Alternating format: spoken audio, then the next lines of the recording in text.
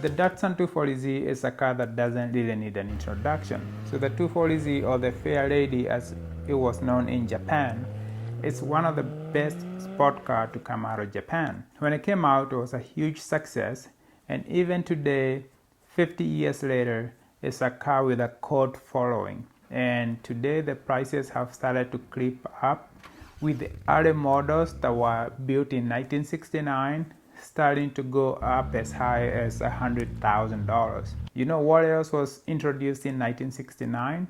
The Seiko 6139 Chronograph. I have owned my 240Z for about 3 years and I love the car. I thought the Seiko 6139 with a blue dial would be the perfect match to pair with my 240Z.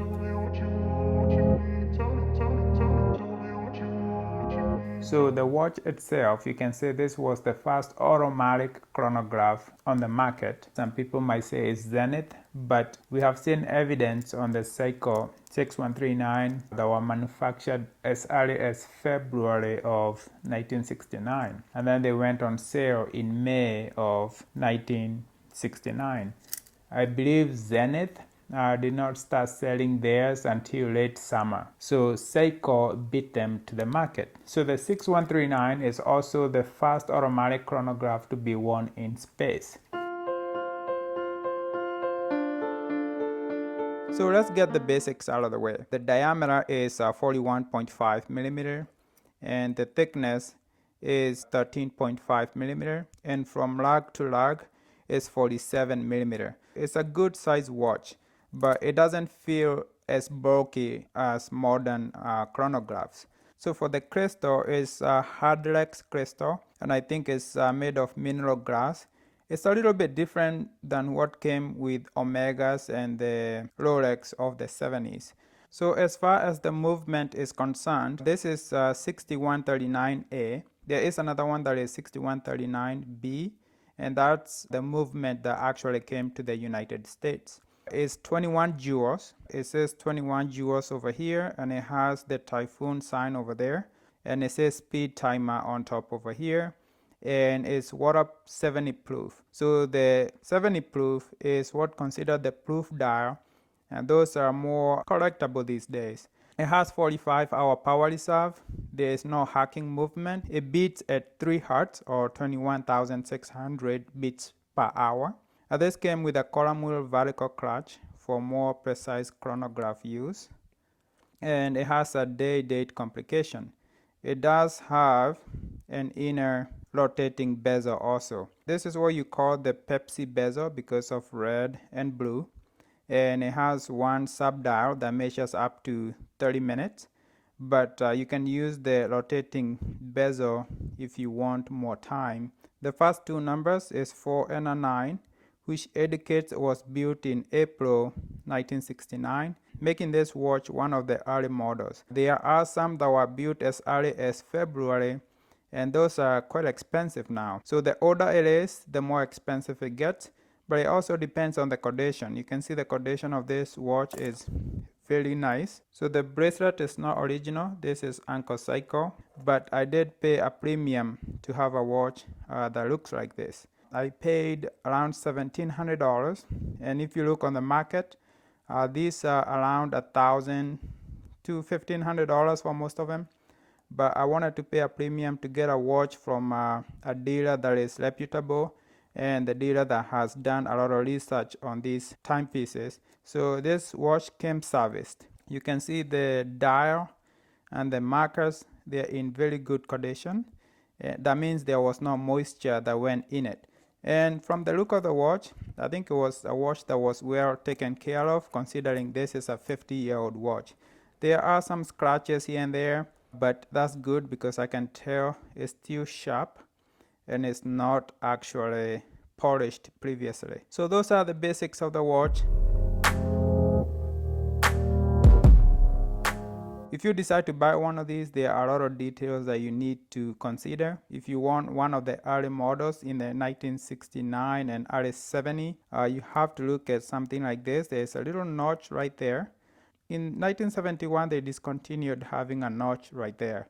The other thing is the 70 proof. Newer watches they went to water resist because of some regulation change.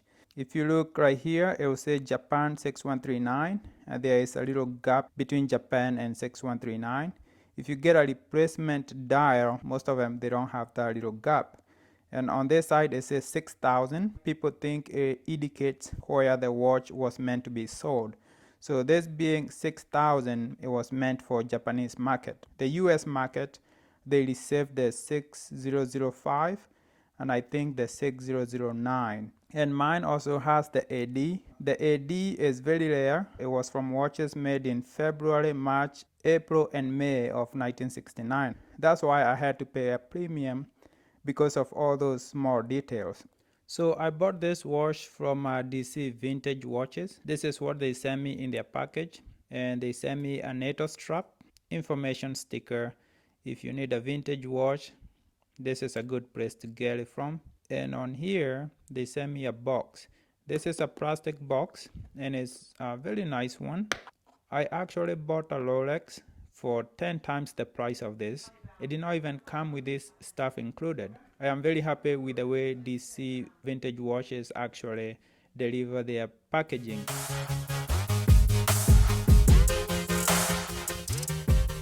I forgot to mention that DC Vintage Watches does include a tool here that you can use to change out the straps. I bought a blue dial, which is this one over here. It has a nickname of the Sievert after a French F1 race driver, but you have to get the reference that he wore to have a true Sievert. There's a silver dial, and these are hard to get. I think these mostly were used in the military. And then there is the yellow dial, and this is known as the Pogue after William Pogue. He was an astronaut, and he took this watch to space.